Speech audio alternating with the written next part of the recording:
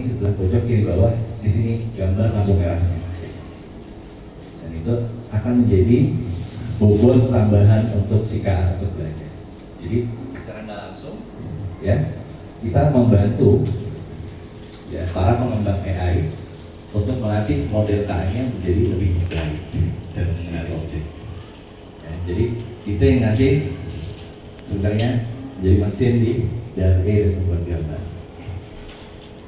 Lalu selain gambar juga audio, ya. Audio dan video. Gitu.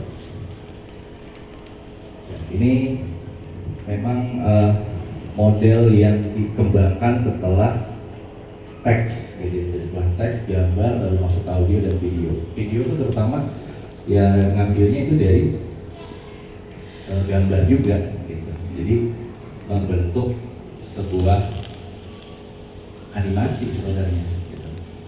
Jadi dalam 1 detik, kan kalau di video itu kalau ada video yang istilahnya 24 fps, artinya dalam 1 detik ada 24 frame yang sama dalam 1 detik.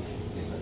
Nah, jadi kalau untuk menghasilkan video, generatif video, maka kalau videonya 8 detik, 24 fps tinggal dikali 8 nya 24 kali 8, itu jumlah gambar yang dihasilkan dan akan menjadi sebuah gambar bergerak. Dan itu memang lumayan kompleks juga tuh mesin di belakangnya, gitu ya. Nah, di sini juga ada istilah namanya pembelajaran mendalam. Nah, ini jangan disalahartikan dengan istilah dari Human Desmond ya, itu memang beda. Tapi tidak sama. Memang serupa tapi tak sama. Jadi kalau yang di Human Desmond itu sepertinya sudah diubah istilahnya, bukan deep learning tapi menjadi deeper learning. Deeper learning.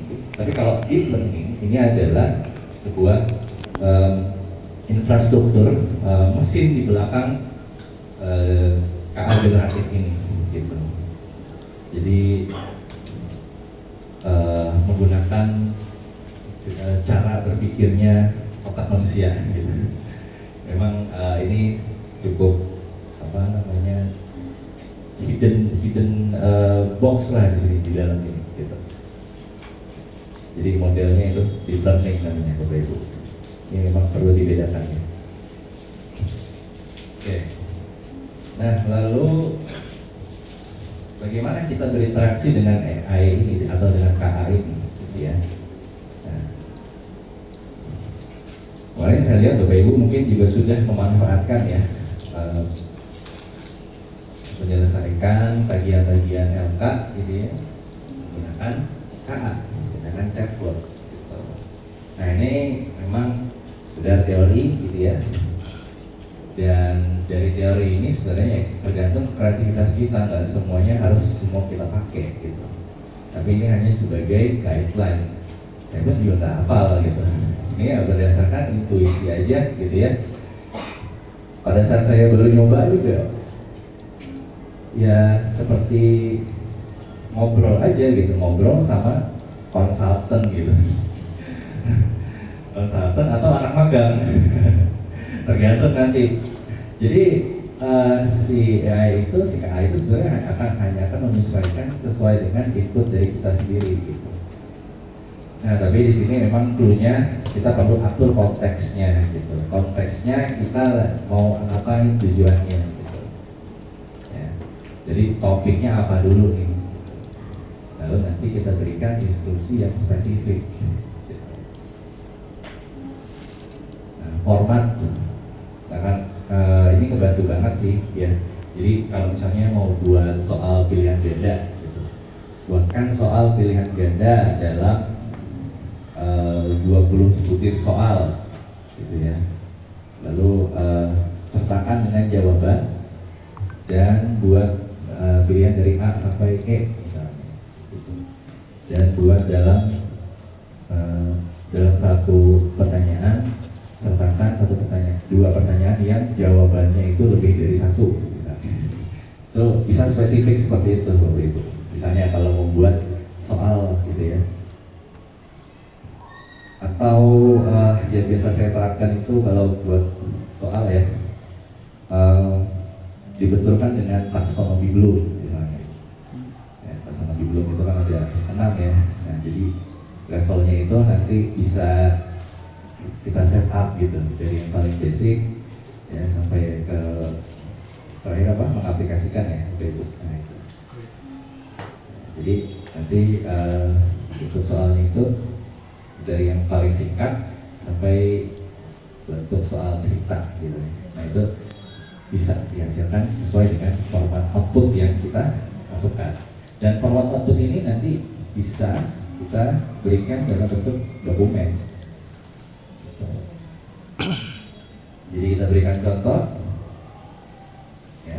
Kita berikan contoh. Ini adalah soal-soal sebelumnya gitu ya. Berikan soal-soal baru gitu. Nah, lalu elemen kreatif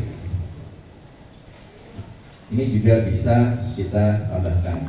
Gaya bahasanya mau yang casual, mau yang formal, semi formal, ya, atau pakai bahasa daerah bisa juga gitu. Oke, ini peran dan fungsi ya. Lalu unsur-unsurnya, nah ini cukup banyak ya. Jadi sebenarnya ini juga disadur dari Google Bapak Ibu. Jadi Google itu ada guideline juga untuk pembuatan prompt gitu. Tapi kalau kita sebagai pengguna sehari-hari gitu ya, nggak perlu saklek ngikutin semua unsur-unsur ini gitu ya. Intinya pasti ada gitu ya.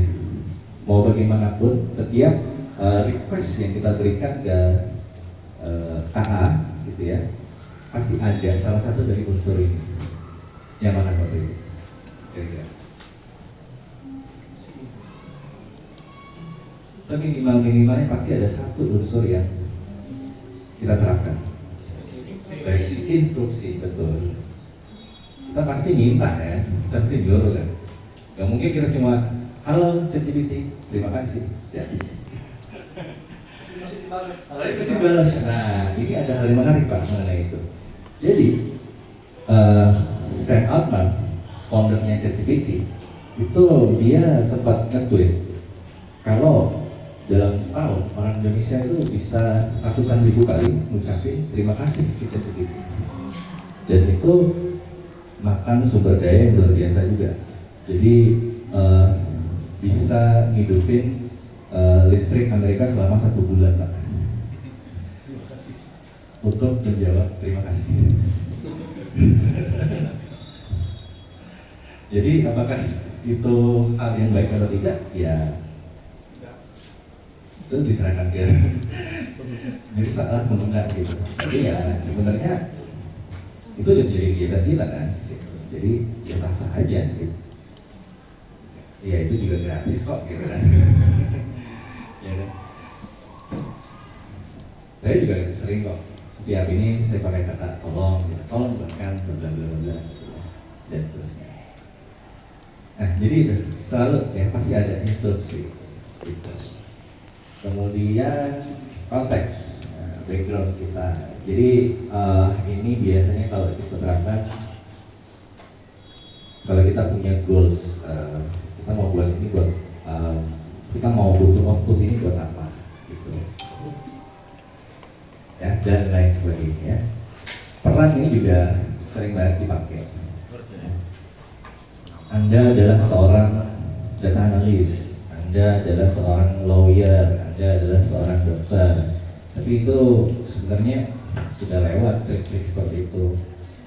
Setahun atau 2 tahun lalu masih dipakai. Tapi kalau sekarang sebenarnya udah lewat sebenarnya gitu. Jadi udah di-update dengan model-model yang baru ya.